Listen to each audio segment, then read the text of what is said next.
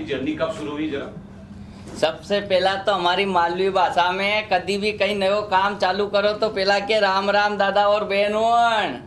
तो हमारा कहीं होगा कि जर्नी तो शुरुआत घनी लंबा समय से हुई थी, पर अभी अभी जो समय है मतलब जो इस लाइन के अंदर दिया है अपने कॉमेडी लाइन में, जिसमें आप लोग हमारी इतनी अच्छी पहचान बनी, इतनी अच्छी चीज़ें बनी, तो उसमें ज़्यादा समय नहीं हुआ, अभी 8 या 9 महीने हुए। और 8-9 महीने में आप लोगों का इतना अच्छा प्यार मिला कि धीरे से चुनन सा जुनून बना दिया।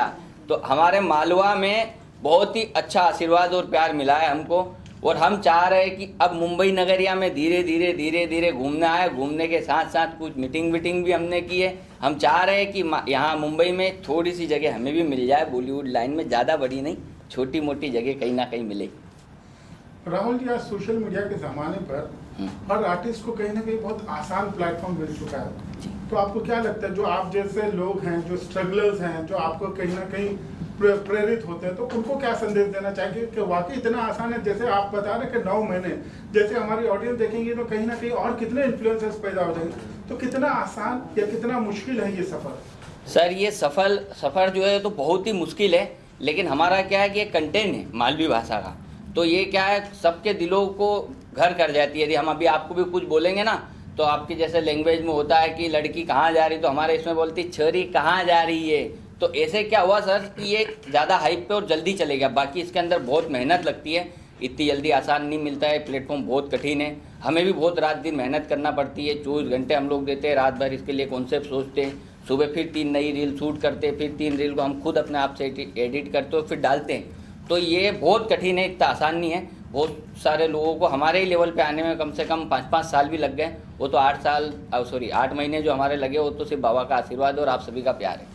लोकल भाषा से आपने शुरुआत की थी, जहाँ पर आपकी अच्छी खासी पकड़ हो चुकी है। Yes. अब कहीं ना कहीं आप नेशनली पहुँचने की कोशिश कर रहे हैं, तो आपको क्या लगता है कि नेशनल लोग एक्सेप्ट कर पाएंगे? क्योंकि लोकल लोग कहीं ना कहीं आपको जानते हैं, रिलेट करते हैं, तो उन्होंने कहीं ना कहीं बहुत जल्दी आपका एक्सेप्टेंस कर दिया। सर क्या है कि एक्सेप्ट में क्या है, जो अभी भी हमारा डैशबोर्ड जो होता है इंस्टाग्राम और इनमें क्या है दिखता है डैशबोर्ड होता है, तो उसमें 5.6% हमारा मुंबई का क्राउड, मतलब मुंबई की जनता है। मुंबई की जनता आज इतना प्यार हमको देती है, 10% में से 6% हमारी मुंबई की जनता है। तो ये जो लैंग्वेज है ना सर, इतनी कठिन नहीं है, बहुत सरल है, मतलब इसको हम आसानी से बोल सकते हैं।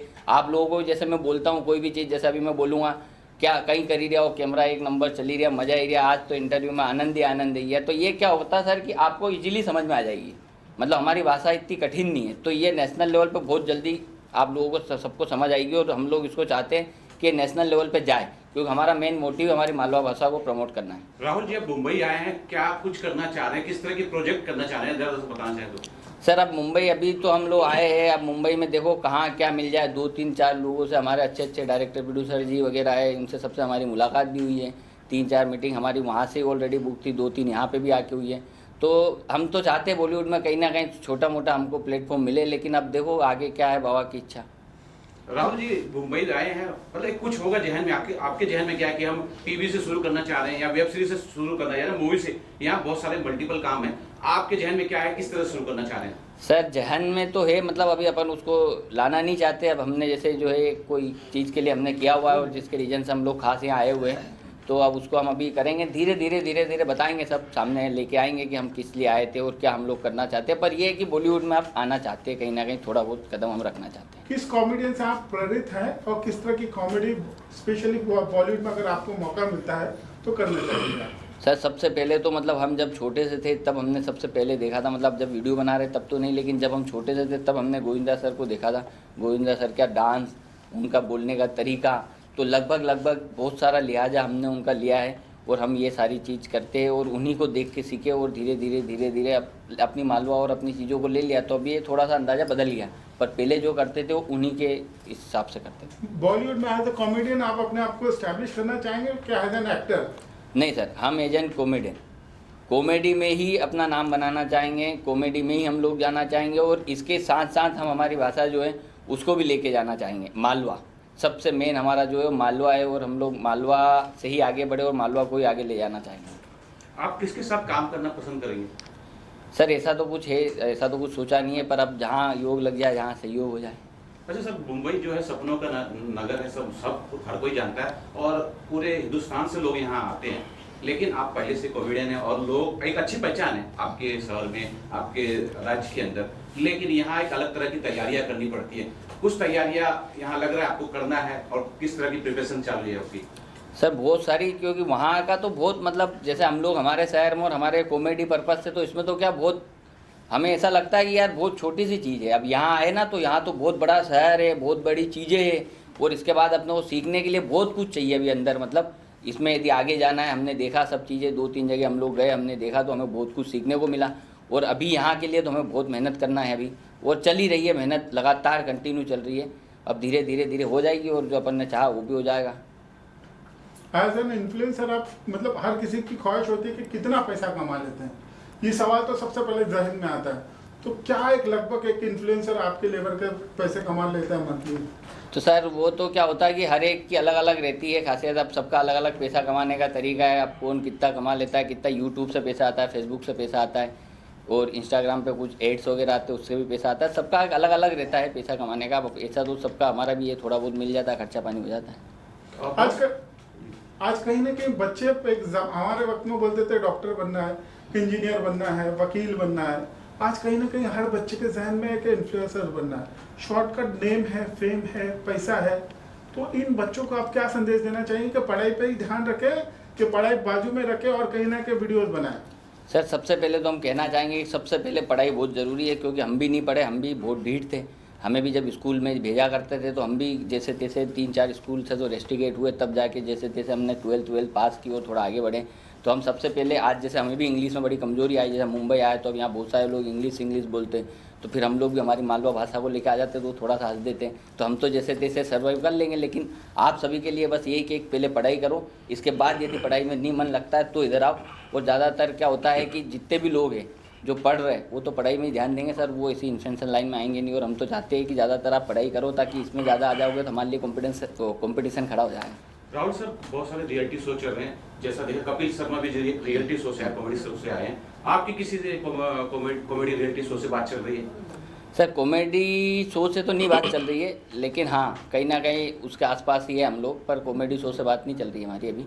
और यदि किसी ने हमें कुछ किया या कहीं ऑफर दिया हमारी मालवी भाषा को आगे बढ़ाने के लिए, और यदि हमारी कोई चीज़ अच्छी लगी तो हम ज़रूर करेंगे। स्टैंड अप कॉमेडियन के लिए आप किस तरह से तैयार हैं? क्या अगर आपको मौका मिलता है स्टैंड अप कॉमेडी करने का तो वो करेंगे आप? स्टैंड अप कॉमेडी का भी मौका मिलेगा तो 100% करेंगे सर। कुछ एक आपका हुनर पेश करेंगे अपना? बिल्कुल सर। अब जैसे कि हमारी मालवी, हम लोग आपको मालवा में ही दे देते हैं, मालवी में ही।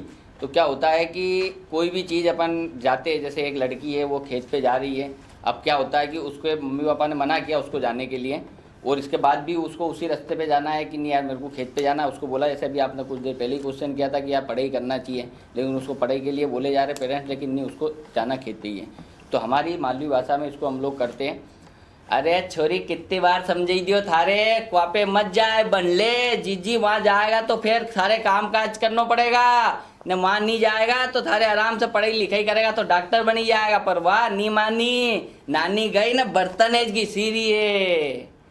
तो ये इस टाइप से मतलब हमारे इधर का जो रहता है, ये सारा एक लिहाजा है पूरी मालवी का। ये आप लोगों को समझ में आया जो हमने बताया? जी। समझ में आया? तो ये इतनी सरल भाषा है मालवी की। तो धीरे धीरे करेंगे, प्रैक्टिस करेंगे तो और अच्छा हो जाएगा। कॉमेडी में टाइमिंग बहुत इंपॉर्टेंट होती है, तो हाँ। टाइमिंग किस तरह से आप मैच करते हैं? क्योंकि रील आप बना रहे हैं, मुश्किल से 1 मिनट की वो होती है, हाँ। कोई बड़ा स्किट नहीं है कि थोड़ा कॉमेडी करे लंबा तो ज़्यादा हंसी है।